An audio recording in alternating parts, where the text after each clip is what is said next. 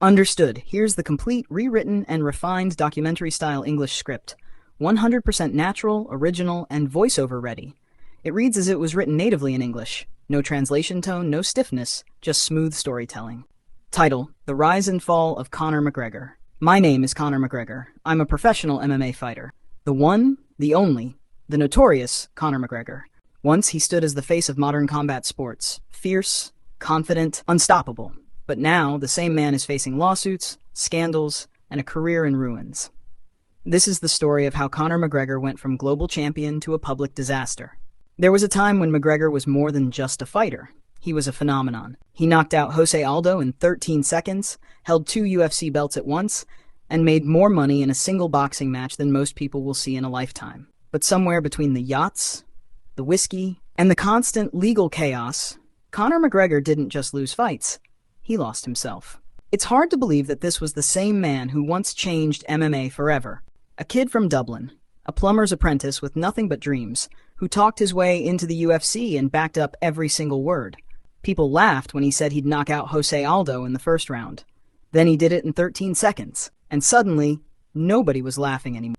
McGregor's confidence wasn't arrogance, it was prophecy. His trash talk was art, his precision unmatched, and his left hand a weapon of pure destruction. He turned press conferences into global entertainment and made opponents doubt themselves before the fight even began.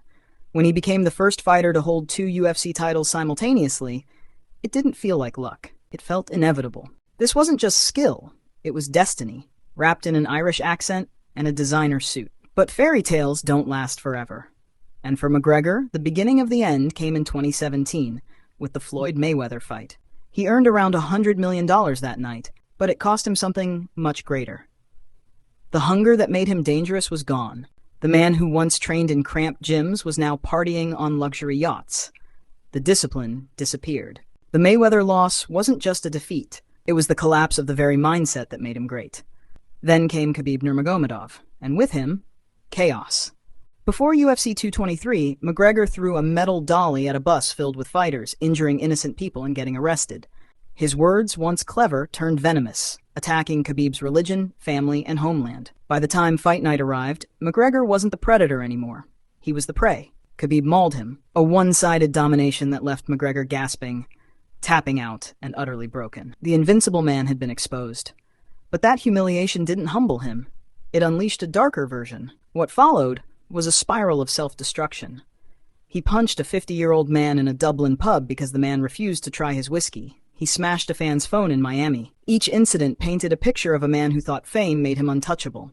Assault allegations began piling up in Dublin, Miami, and Italy. Even when charges weren't filed, the pattern was undeniable.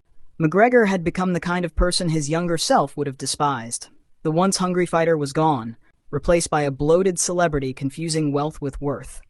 His return to fighting was just as hollow. The quick win over Donald Cerrone didn't impress anyone. Then came the Dustin Poirier fights, brutal reminders of what McGregor had become. He was slower, sloppier, and angrier.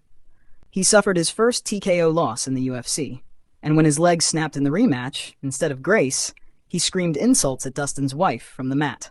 The king had turned into a clown. Through all this, one person stayed, Dee Devlin, his longtime partner. She stood by him through the scandals, arrests, and public humiliation.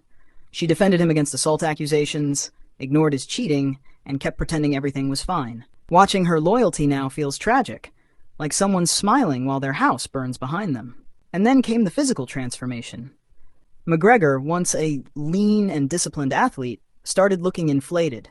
His face swollen, his body massive, his energy erratic. Even Joe Rogan and other fighters speculated about steroid use. And the drug rumors didn't stop there. The manic outbursts, the jaw grinding, the unpredictable behavior, all signs of a man lost in excess. But the true breaking point came with the civil court verdict. A jury found McGregor guilty of assault, awarding €250,000 in damages to the victim. It wasn't just about the money. It was a legal stamp on what many already knew, that the man who once inspired millions had now been branded a disgrace. McGregor's reaction? Denial. He blamed everyone but himself, promised to appeal, and went right back to partying like nothing happened. His disconnect from reality became absolute. He announced plans to run for Irish president while facing sexual assault rulings. He promoted bare-knuckle events even as his own fighting career flatlined. and his business empire began to crumble. Proper 12 dropped him, gaming companies removed his likeness, and sponsors vanished overnight. The McGregor brand, once worth hundreds of millions, had turned radioactive. Even the UFC seemed tired, with Dana White quietly hoping McGregor would fade away. It's tragic because it didn't have to end like this. Conor McGregor had everything: money, fame, family, respect, and a legacy that could have lasted forever. All he had to do was not destroy it. But instead of growing into a legend, he became a warning, proof of what happens when ego meets unlimited wealth and zero accountability. The man who once predicted every downfall couldn't see his own coming. He traded legacy for attention, respect for chaos, and his future for fleeting highs. The hungry kid from Dublin who conquered the world is gone, replaced by a bloated, bitter shell of his former self. And now, we're watching the final act of a tragedy that McGregor wrote, directed, and starred in himself. The king is dead, and he killed himself. The only question left is, will he drag anyone else down before the story finally ends?